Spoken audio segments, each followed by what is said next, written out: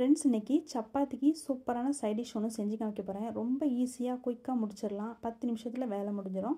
வாங்க இது எப்படி செய்யலாங்கிறத பார்க்கலாம். வீடியோ ஸ்கிப் பண்ணாமல் ஃபுல்லாக பாருங்கள். ஃபஸ்ட்டு ஸ்டவ் ஆன் பண்ணிவிட்டு ஒரு கடாய் ஸ்டவ்வில் வச்சுக்கலாம்.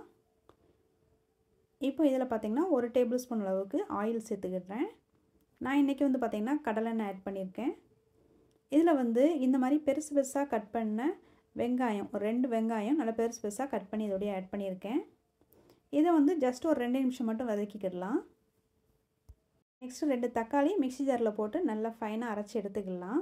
வெங்காயம் ரொம்ப பாயில் ஆகணும்னு தேவையில்லை. ஜஸ்ட் ஒரு ஹாஃப் பாயில் வந்தால் போதும். ஒரு 2 நிமிஷம் மட்டும் லேசாக வதக்கினாலே போதும்.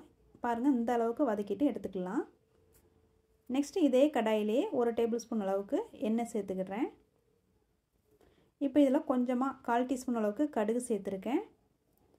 ஒரு 1/2 டீஸ்பூன் அளவுக்கு சீரகம் சேர்த்துருக்கேன். இது பொரியட்டும். வீட்டில் காய் எதுவும் இல்லாத டைமில் இந்த சைட் டிஷ்ஷை நீங்கள் ட்ரை பண்ணி பாருங்கள். சப்பாத்திக்கு ரொம்ப அட்டகாசமாக இருக்கும்.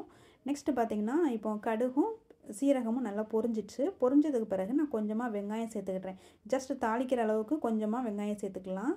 பக்கமாக தாளிக்கிறதுக்கு கொஞ்சமாக வெங்காயம் சேர்ப்போம்ல, அந்த அளவுக்கு இதில் சேர்த்தா போதும். வெங்காயம் கொஞ்சம் கலர் சேஞ்ச் ஆகி வரணும். அந்த ஸ்டேஜ் வரைக்கும் நல்லா வதக்கிக்கலாம். நெக்ஸ்ட்டு ஒரு 1/2 டீஸ்பூன் அளவுக்கு இஞ்சி பூண்டு பேஸ்ட் இதில் ஆட் பண்ணிக்கலாம். இப்போ இதையும் சேர்த்துட்டு நல்லா வதக்கிக்கலாம்.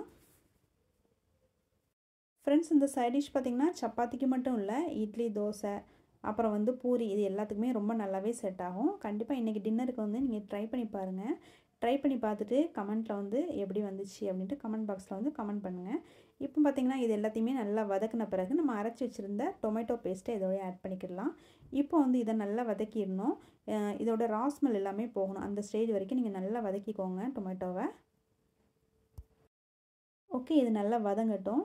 இந்த ரெசிபி பார்த்திங்கன்னா சப்பாத்திக்கு மட்டும், அதாவது டிஃபனுக்கு மட்டும் இல்லாமல் ரைஸுக்கும் இது சைட் டிஷ்ஷாக வச்சு சாப்பிட்லாம். சாம்பார் சாதம், ரசம் சாதம், அப்புறம் தயிர் சாதம், இதுக்கு எல்லாத்துக்குமே நீங்கள் சைட் டிஷ்ஷாக வச்சு சாப்பிட்டிங்கன்னா ரொம்ப நல்லாவே செட் ஆகும். நீங்கள் கண்டிப்பாக ட்ரை பண்ணி பாருங்கள். வீட்டில் காய்கறி இல்லாத டைமில் இந்த ரெசிபியை நீங்கள் ட்ரை பண்ணி பாருங்கள். ரொம்ப வீட்டில் உள்ள பொருளை வச்சே ரொம்ப ஈஸியாக சிம்பிளாக செஞ்சு முடிச்சிடலாம். ஓகே, இப்போ தக்காளியை நல்லா வதக்கியாச்சு. இப்போ இதில் பார்த்திங்கன்னா 1 டீஸ்பூன் அளவுக்கு தனி மிளகாய்த்தூள் ஆட் பண்ணியிருக்கேன். மல்லித்தூள் 1 டீஸ்பூன் அளவுக்கு ஆட் பண்ணியிருக்கேன். கொஞ்சமாக 1/2 டீஸ்பூன் அளவுக்கு கரம் மசாலா ஆட் பண்ணியிருக்கேன். கொஞ்சமாக பார்த்திங்கன்னா கருவேப்பிலை ஆட் பண்ணியிருக்கேன். இது லேசாக சிம்மில் வச்சுட்டு மசாலா எல்லாமே சேர்த்தது பிறகு சிம்மில் வச்சு லேசாக வதக்கிக்கலாம். இது வதக்குனதுக்கு பிறகு நான் ஒரு 1/4 கப் அளவுக்கு, அதாவது ஒரு 50 ml அளவுக்கு தயிர் இதோடய ஆட் பண்ணியிருக்கேன். கொஞ்சமாக உப்பு ஆட் பண்ணிக்கலாம். இப்போ ஸ்டவ்வை சிம்மில் வச்சுட்டு இது எல்லாத்தையுமே நல்லா வதக்கி விட்டுக்கலாம். இது பார்த்திங்கன்னா ஜஸ்ட் 1 நிமிஷம் 2 நிமிஷம் மட்டும் நீங்கள் வதக்கினா போதும்.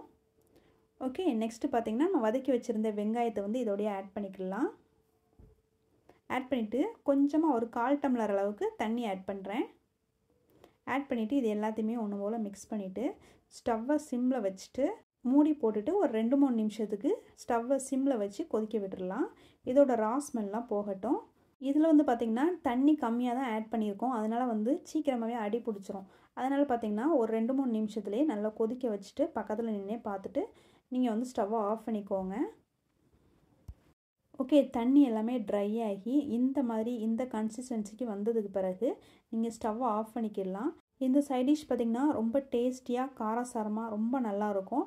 நான் இன்றைக்கி பார்த்திங்கன்னா சப்பாத்திக்கு தான் இந்த சைட் டிஷ் செஞ்சுக்கிட்டு இருக்கேன்.